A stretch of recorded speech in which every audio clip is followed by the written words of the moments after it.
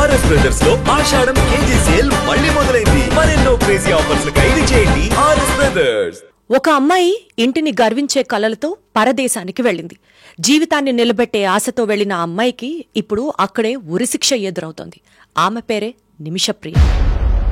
కేరళకు చెందిన ఓ సాధారణ నర్సు. కానీ ఆమె జీవితం ఇప్పుడు అంతర్జాతీయ వార్తల్లోనూ మానవతా చర్చల మాధ్యమాల్లోనూ నడుస్తోంది. ఇది కేవలం నిమిష కథ కాదు. ఇది ఒక తల్లి పోరాటం, ఒక కుటుంబం గుండె చెరిగే వేచిచూపు, ఒక దేశం మానవత్వాన్ని నిలబెట్టే ప్రయత్నం. నిమిష ఎవరు? ఆమె కలలు ఎక్కడ మొదలయ్యాయి? నిమిషప్రియ పాలక్కడ్ జిల్లా కొల్లంగోడ్ గ్రామానికి చెందిన 37 ఏళ్ల నర్సు.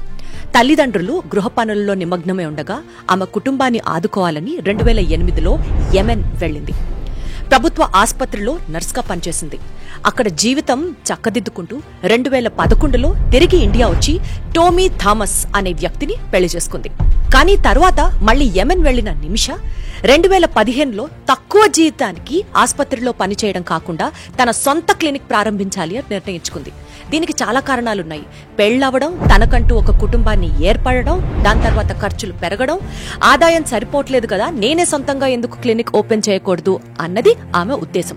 అయితే యెమెన్లో విదేశీయులు వ్యాపారం చేయాలంటే స్థానిక యెమెన్ పౌరుణ్ణి భాగస్వామిగా పెట్టుకోవాల్సిందే. అలా ఆ క్లినిక్ సూపర్వైజర్ తో నిమిషాకి పరిచయం ఏర్పడడం, 63% షేర్ తను స్టార్ట్ చేయబోతున్న కొత్త క్లినిక్ లో ఆ ఓనర్ కి రావడం, అలాగే 33% తను ఎక్స్పీరియన్స్ చేయడం అన్నది వీళ్ళిద్దరి మధ్యలో డీలు. ఇందులో భాగంగా తలాల్ అబ్దో మహదీ అనే వ్యక్తితో క్లినిక్ ని మొదలుపెట్టింది.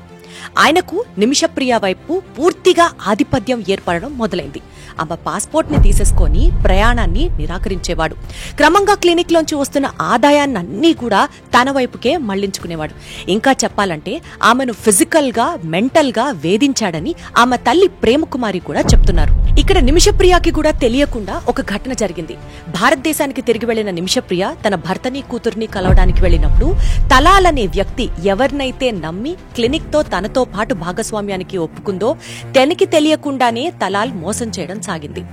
తలాల్ వీళ్ళిద్దరి మ్యారేజ్ ఫొటోసు నిమిషప్రియకి తెలియకుండా ఫోటోలు తీయడం, అలాగే టామీ థామస్ ని ఆ ఫోటో నుంచి వేరు చేయడం, అంటే ఫోటోని మార్ఫ్ చేసి తలాల్ అండ్ నిమిషప్రియ ఇద్దరు భార్యాభర్తలుగా అక్కడ గవర్నమెంట్ కి సంబంధించి ఒక మ్యారేజ్ సర్టిఫికేట్ ని నిమిషప్రియ ప్రమేయం లేకుండా తీసుకోవడం జరిగింది. ఆ మ్యారేజ్ కి రిజిస్ట్రేషన్ చేయడం జరిగింది.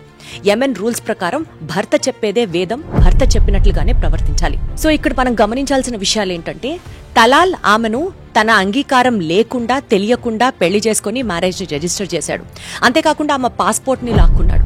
అంతేకాకుండా కొత్తగా వస్తున్న క్లినిక్ దగ్గర నుంచి కూడా మాక్సిమం ఆదాయాన్ని తనే తీసుకోవడం సాగింది. అండ్ నిమిషప్రియకి ఏ మాత్రం డబ్బులు తిరిగి ఇవ్వని పరిస్థితి. ఒక రకంగా చెప్పాలంటే ఆమెను ఫిజికల్ గా, మెంటల్ గా వేధించాడని ఆమె తల్లి ప్రేమ్ కుమారియే స్వయంగా చెప్తున్నారు. కేసులో నిబంధనల ప్రకారం ఆమె చేసిన ఫిర్యాదు తర్వాత పరిస్థితులు మరింత దిగజారాయి. ఆమెను కొంతకాలం ప్రశ్నించి తర్వాత పోలీసులు కూడా ఆమె కేసుని సీరియస్ గా తీసుకోకుండా ఆవిడని విడిచిపెట్టారు. హత్యకు దారితీసిన దురదృష్టకర నిర్ణయం ఇదే. 2017 జులైలో ఓ జైలు వార్డెన్ సలహాతో నిమిష తలాల్ ను మత్తుమందుతో నిద్రపోయేలా చేసి తన పాస్పోర్ట్ ను తిరిగి తీసుకోవాలి అని ప్లాన్ వేయడం జరిగింది. దురదృష్టవశాత్తు అతడికి ఓవర్ డోస్ కావడంతో అక్కడికక్కడే మృతి చెందాడు. తర్వాత అతని శరీరాన్ని ముక్కలు ముక్కలుగా చేసి నీటి ట్యాంకులో వేయడం అన్న అంశం కేసును మరింత హింసాత్మకంగా మార్చింది. ఒక నెల తర్వాత నిమిషప్రియ యెమెన్, సౌదీ సరిహద్దుల్లో అరెస్ట్ చేయబడింది. న్యాయ ప్రక్రియ ఇప్పుడు ఏ విధంగా పనిచేస్తుంది, శిక్షలు, మార్గాలు ఎలా ఉన్నాయి? 2018లో యెమెన్ కోర్టు ఆమెకు మరణశిక్ష విధించింది. 2023లో అప్పీల్ కోర్టు కూడా ఆమెను విజ్ఞప్తిని తిరస్కరించింది. అయినా సిరియా చట్టం ప్రకారం దియా అని పిలువబడే బ్లడ్ మనీని చెల్లిస్తే బాధిత కుటుంబం క్షమిస్తే శిక్షను రద్దు చేయవచ్చు. అయితే భారత ప్రభుత్వానికి యెమెన్లో అధికారిక సంబంధాలు లేవు. యెమెన్ రాజధాని సనా ప్రస్తుతం హౌతీ రెబెల్స్ ఆధీనంలో ఉంది. వాళ్లను ఎవరూ అధికారికంగా ప్రభుత్వంగా గుర్తించలేదు. దీంతో నేరుగా ప్రభుత్వ స్థాయిలో జోక్యం కుదరకపోయింది. చివరి క్షణం వరకు నిమిషప్రియ పోరాటం కొనసాగుతూనే ఉంది. 2025 జులై 16న ఆమెకు ఉరిశిక్ష అమలు కావాల్సి ఉంది.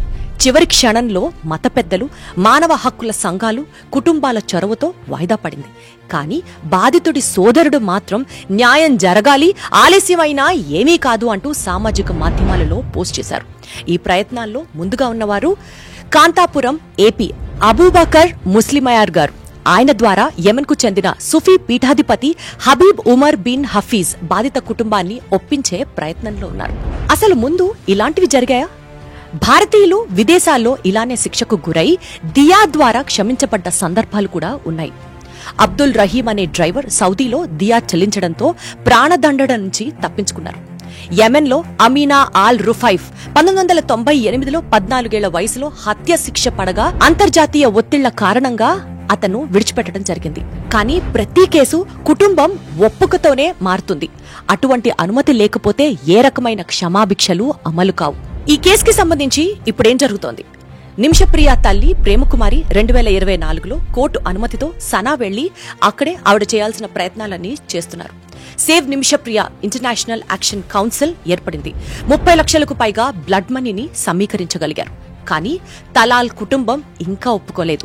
భారత విదేశాంగ శాఖ ప్రస్తుతం స్థానిక అధికారులతో స్నేహపూరిత ప్రభుత్వాలతో సంప్రదింపులను కొనసాగిస్తోంది. ఇంతకీ నిమిషప్రియకి ఉరిశిక్ష అమలు అవుతుందా? అవుతుందా అవదా కాలమే నిర్ణయించాలి. కానీ ఆమె చేసింది తప్పే. కానీ ఉరిశిక్ష ఆమెకి న్యాయమే అంటారా? పాస్పోర్ట్ తీసుకెళ్లిన వ్యక్తిని ఆమె తిరిగి పొందాలన్న ఆతురతతో దురదృష్టవశాత్తు ఒక దారుణంగా మారిన సంఘటన. మానవత్వం, శిక్ష, శాంతి, క్షమ ఇవన్నీ ఒకే చోట కలిసినప్పుడు న్యాయం అంటే ఏమిటి అనేది మనమందరం ఆలోచించాల్సిన ప్రశ్న. నిమిషప్రియ కథ కేవలం వార్త కాదు, ఒక తల్లి కన్నీటి కథ. ఒక భారత మహిళ జీవితానికి ఆశ అయిన తీర్పు కోసం పోరాటం. 2025 ఆగస్టు 14న సుప్రీంకోర్టులో మరోసారి ఆమె కేసు విచారణకు రానుంది. ఈ కథ మిమ్మల్ని తాకితే మానవత్వం కోసం మీరు కూడా నిలబడండి. ఒక మనిషి జీవితం కొన్ని మాటలతో, కొన్ని చర్యలతో మార్చవచ్చు. ఇదే ఈరోజు ప్రత్యేక ఎపిసోడ్. మీ అభిప్రాయాల్ని కూడా నాతో పంచుకోండి. మీ వాహనాన్ని రోడ్డుపై ఆపే అధికారం పోలీస్కి ఉందా? ఒకవేళ ఆపితే మీరేం చేయాలి? చలానాలు పెండింగ్ లో ఉంటే వెహికల్ సీజ్ చేసే అధికారం పోలీసులకు ఉంటుందా? క్లారిఫికేషన్ ఎస్పెషల్లీ మన ఆంధ్ర తెలంగాణ తెలుగు ప్రజలకు కావాలి. మీ భర్త లేదా అత్తమామలు వేధిస్తున్నారా? ఈవెన్ అదర్వైజ్ కూడా మ్యారేజ్ ఇల్లీగల్ కదా. సో ఇల్లీగల్ మ్యారేజ్ మీద మళ్ళీ మీరు సెక్షువల్ యాక్ట్ చేశారు కదా, కాబట్టి 20 ఏళ్ళ జైలుకు పోవాల్సిందే. మీ భార్య మిమ్మల్ని మానసిక క్షోభకి గురి చేస్తోందా? విక్టిమ్ కూడా ఎగ్జాగరేటెడ్ వర్షన్ ఉండొచ్చు, అదర్ మోటివ్స్ ఉండొచ్చు. ఇది ఒక వెపన్ లాగా వాడతారు కదా. తండ్రి ఆస్తిలో కూతురికి హక్కు కావాలంటే? ఏదైనా కంప్లైంట్ మీ దగ్గరకు వచ్చినప్పుడు కాగ్నిజబుల్ అఫెన్స్ కనుక ఉంటే కేసు రిజిస్టర్ చేయండి. భర్త నుండి భరణం కావాలంటే? ల్యాక్ ఆఫ్ నాలెడ్జ్ కూడా అండి, వాళ్ళకి లీగల్ నాలెడ్జ్ లేకపోవడం కూడా ఒక ప్రాబ్లమ్. చెక్ బౌన్స్ కేసులు ఎదుర్కోవాలంటే? కొన్ని సందర్భాల్లో నిజంగానే చెక్కులు పోయి ఉంటాయి, పోకూడదని అట్లా ఏం లేదు. But you should have a proper evidence. విడిపోయిన భార్యాభర్తలకు పిల్లలపై ఎలాంటి హక్కు ఉంటుంది? ఎట్ ఎనీ పాయింట్ ఈ కపుల్ రీయూనియన్ అవుతే వాళ్ళకున్న పిల్లలు డిస్టర్బ్ అవ్వకుండా ఉంటారు, వాళ్ళకి మెంటల్ గా స్ట్రెస్ అవ్వకుండా ఉంటారు. బిల్ వేయాలంటే కావాల్సిందేంటి? వీలునామా రిజిస్ట్రేషన్ తప్పనిసరినా? ఇదే కాదు, ప్రముఖ క్రిమినల్, సివిల్ లాయర్లు, పబ్లిక్ ప్రాసిక్యూటర్స్, రిటైర్డ్ మెజిస్ట్రేట్లు, జడ్జీలు, జస్టిస్ల సలహాలు, సూచన. ప్రత్యేక కార్యక్రమం లాయర్ సాబ్ కేవలం మీ ఐడ్రీమ్ లో మాత్రమే.